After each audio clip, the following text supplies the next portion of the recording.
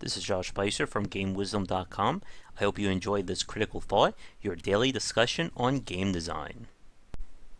Hello and welcome to today's Critical Thought. Before we get going, thank you to 834 subscribers here on YouTube. I'm surprised how quickly things grew between yesterday and today's Critical Thought. I hope everyone's enjoying the great content here. If you are and you haven't subscribed yet, be sure to do so and let your friends know. You have one more day left to vote for the next Let's Play for hitting 800 subscribers. Once again, your choices are between a Hitman 2016 Let's Play, a look back at the classic games of PopCap, including Plants vs. Zombies, Peggle, and more, and a series looking at the games which I just could not get into, which that's the one to pick if you want to see me suffer for a little bit. One other bit of information, the Patreon campaign, the early bird rewards are going to be going away as of October 31st. If you'd like to support the site, support the channel, and get a little discount while you're at it, be sure to check that out. Once again, you can find me on Patreon under Game Wisdom. And I just remember one other little thing. An upcoming Let's Play that I'm going to be doing will be on Clockwork Empires. It's hitting 1.0, I believe, in 3 days. 2 or 3 days from when this video is being recorded. And I'm going to be definitely going through that as I've been chomping at the bit to dive into that game. So be sure to look for all of that in the coming days. For today's Critical Thought, we're turning to RPGs. And again, this is a topic that we can spend who knows how long talking about every little facet. For today's part, I want to talk about class design. Recently, I've been playing Zavik Tower on the Twitch stream. There's a few videos up now on the YouTube channel, with more coming on the way. And Zavik Tower is an attempt at the old school wizardry, might and magic CRPG style. And that is the genre that really this discussion of class design has been born from. When we're referring to class design in RPG, we're referring to the archetypes, or the kinds of characters you can build your party around. For any fan of CRPG design like this, you've most likely heard the term the Holy Trinity used before to discuss RPG design. What this refers to are the 3 archetypes that every party should have. They include a warrior or frontline tank, someone to take the hits, a glass cannon, either a mage or a thief, someone who does high damage but can't take direct damage, and a healer/priest, someone to keep the party alive. And this Holy Trinity has been the basis of so many RPGs over the last 2 decades, probably even more than that if we count Dungeons & Dragons and pen and paper style games. The idea behind the Trinity is that the party needs to have these 3 components or you're not going to win. If you don't have a frontline tank, then your weaker characters are going to get targeted and killed. If you don't have the glass cannon, you won't be able to do enough damage to kill the enemies. And if you don't have a healer, well, you know what happens. And this archetype has been the foundation for many RPGs. Again, World of Warcraft, EverQuest, etc. And the reason why is that it's very easy to remember, and it's very easy to build just about any kind of RPG around. We can replace warrior, mage, priest with any kind of names, any kind of genre, period, you name it. The problem, though, and where things become very tricky, is how you're balancing these classes, and why this Holy Trinity really is a design trap if you're not being careful. The reason is many developers over the years have tried to experiment and grow. They add all kinds of crazy and wild classes: rangers, bards, jesters, alchemists, bankers, dancers, fortune tellers. We can just keep naming professions, and chances are there's an RPG class around it. The problem is, if your party, again, is balanced around the Holy Trinity, If you don't have characters that meet those criteria, you're screwed. And this becomes really bad when designers basically lock utility to certain classes. Examples would be only the warrior has tanking abilities. Only the priest has any healing or revival skills whatsoever. Only the mage gets fire or elemental abilities. You get the picture. And while on first thought, this sounds like it would be perfectly reasonable. The problem, and where this trap comes into play, is when there is only that holy trinity, the whole game becomes very one note. I know when I'm building an RPG party, I don't have a priest, I'm not going to get far. I could build a party around, 3 warriors and a mage, or 3 rogues, a ranger, a jester, and a fortune teller. But if my party doesn't have the Holy Trinity's complement of skills, it's not going to do anything. And when developers leave things up to the player to decide, they're really creating a first-timer's trap in that regard. Saying, yes, you can build whatever party you want, but if you don't have a warrior, mage, or priest, you're screwed. In order to get around that, we've seen developers go different routes. And the two different, paths are dependent on whether you're dealing with a single player or, one person controlling RPG, or a party-based one, such as Etrian Odyssey, Zavik Tower, Wizardry, Maya Magic, Legend of Grimrock, and so on. We'll start with single player, because that is a little bit easier to deal with. As we've seen over the last few years, especially in the ARPG genre, developers have been getting more creative with their class designs. Diablo started with simply a warrior, rogue, mage. Now we have witch doctors who summon pygmies to attack, crusaders who can turn into massive suits of armor out of something like Dark Souls. The barbarian summons spirits of her gods to help them, stuff like that. And it's gone beyond that kind of trinity. And how they've done that is essentially focusing on utility. And utility is going to be the word of the day for this critical thought. When we refer to utility, we're talking about essentially what this player, what this character can do. Obviously, the more utility you have, the better defined that class is. Again, going back to what we talked about with the Holy Trinity, utility was locked. Again, warrior is the only one who can tank, mage is the only one who can do elemental, etc. The problem is when you lock utility like this, you are creating false choices. Because the player has no option. They must pick these specific classes or these specific skills, or they're not going to win. What Diablo 3 did is very good in terms of its class design. The classes themselves are built both around general utility and then specialized utility, which I know sounds kind of weird, but hopefully will make sense in the next minute. When we talk about generalized utility, we're referring to the common abilities that basically any class or character is going to need to survive. In Diablo 3, this could be healing, a way to mitigate damage, an escape ability, a tanking or damage absorption ability, an actual damage causing ability, and you get the picture. And when you look at the classes in Diablo, just about every class makes use of these kinds of generalized utility.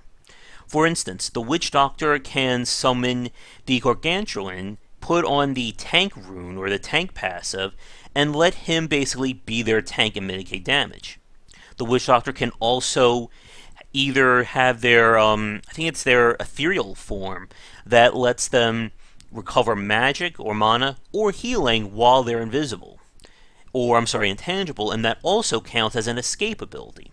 And again, we can look at the other classes. The Barbarian can get Life Leech from some of their skills. They have their Charge as both a way to initiate or disengage from combat, and we can go down each and every class. What this means is that the basic abilities that you need to survive in Diablo 3 by yourself are there for every class.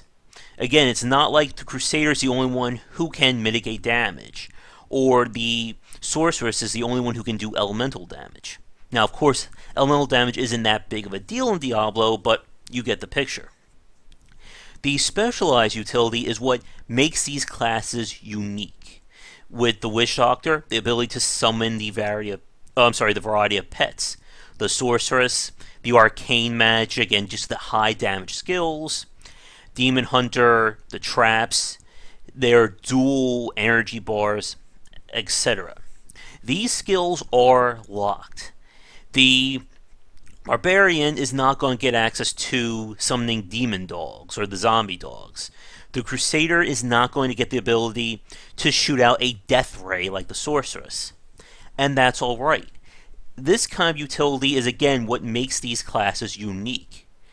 And it's not something that the game is essentially being relied on, in the sense that there's no boss in Diablo 3 that can only be defeated if you use zombie dogs. Or there's no fight that is going to be made trivial unless you have the Barbarian's charge ability. Again, these skills are unique to these classes, but they're there to give them their uniqueness, not to have the game be required. And that is really good design. Again, you can play any class in Diablo 3 and you're never going to feel inferior to the other classes, because everything that they do that's unique, you have something unique. But everyone has the same basic abilities that's going to get them through the game. Now, with party-based class design, that's when things get more interesting. My example up there is from Etrian Odyssey. I want to say the first remake. Again, I collect these screenshots over the years and sometimes I forget where I get them from.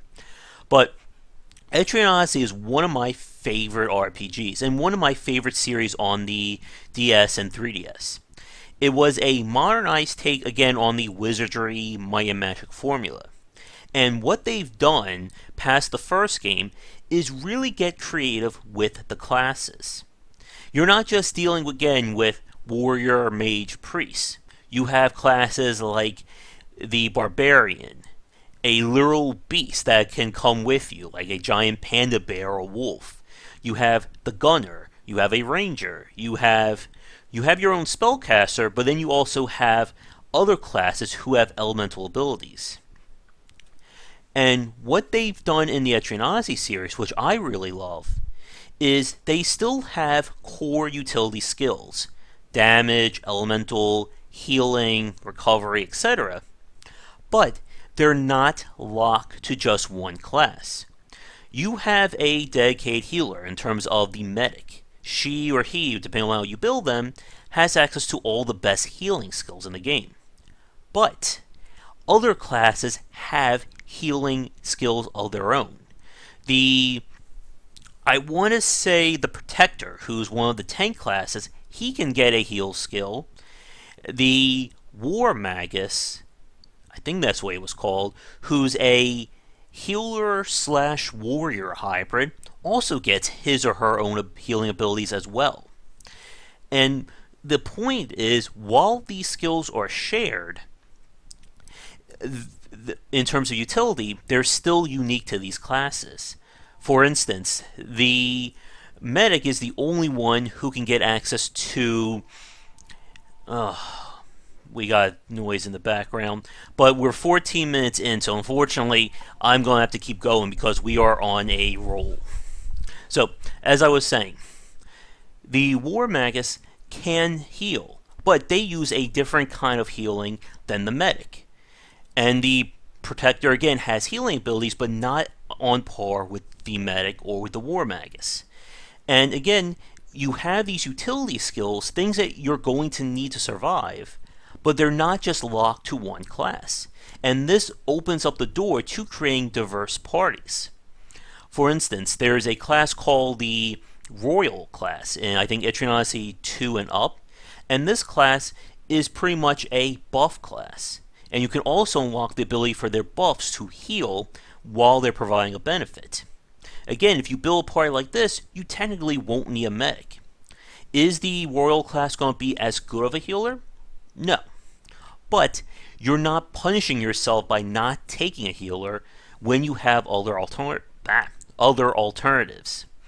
And to give you a case in point, with Etrian Odyssey 3, which I am hoping and pleading we get a remake for the 3DS or whatever comes next from Nintendo at this point, I specifically built a party that didn't have a medic or the mage class, because I didn't want to be locked into, that same Holy Trinity. And the party I built actually kicked ass. It got me to the final boss fight. I did make the stupid mistake of saying, I'm going to take for the first time and go after the super secret extra hard boss. And that was kind of a mistake. But if I would have gone normally, I could have beaten the game without taking what's considered parts of the Holy Trinity. And again, the Etrian Odyssey design allows for that because these skills are split or spread around. Zavik's Tower also does this to some extent as well. The Priest class, of course, gets the best healing skills, but other classes get their own variants of healing. They also get their own variants of removing debuffs or buffs from enemies. Again, you have these skills that you need to take or that will make life easier for you, but they're spread around, so you're not forced to take a class if you don't want to. Now, of course, if you take the chosen class, they're going to be the best at one ability, but it's not like you're going to get to the point where, you didn't take a priest, you don't have the right healing skill, game over, start back at 0. And that's where interesting class designs come from. Now again, we are approaching 17 minutes in, so it's time to wrap things up. Again, give me a topic about RPG design and we'll have a good 20 to 30 minute talk about it. But to recap, when you're designing your classes or your parties in an RPG, it's important to look at the utility that you're going to require of the player. And make sure that that utility is not locked to one choice. Because when it's locked to that, you're basically creating that false choice. If there's only one class in the game who can use fire magic, and you're going to design a section around enemies who are only weak against fire magic, well, what do you think you're going to need to take?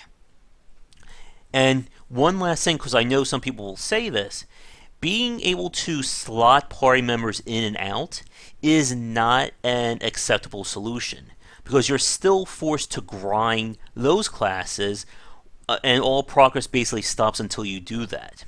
Again, it's better to design a variety of classes and spread that utility. As we said with Diablo 3, you can have unique skills that define these classes. And again, as long as the game is not forced or designed around those specific abilities, then you're golden. Again, with Etrian Odyssey, there's a class that can summon a animal who can help you in combat, or a class that literally will follow up certain skills which you can design your party around. The game is not designed around those abilities, but they're there to give you the option to experiment and be creative.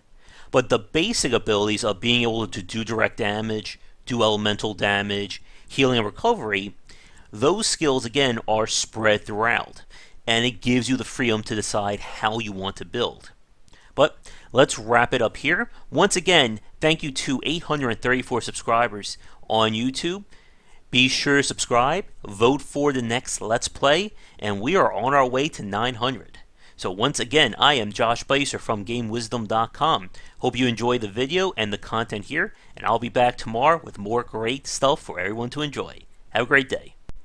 Thank you so much for watching this video. If you enjoy it, be sure to like and subscribe to the channel, and of course share with your friends. It always helps out. For daily posts on all manner of game design and industry topics, check out game-wisdom.com. To support the site and everything that I do, be sure to check out the Patreon campaign. If we can hit goals, it will mean more content for everyone to enjoy, and I'll be able to support myself and my household. If you want to follow me, you can find me on Twitter at GW for updates throughout the day and random thoughts from me. And lastly, you can find me on Twitch right over there at GW for daily streams most nights around 10 Eastern. Thanks again for watching the video, and be sure to check out more great content coming to the Game Wisdom channel real soon.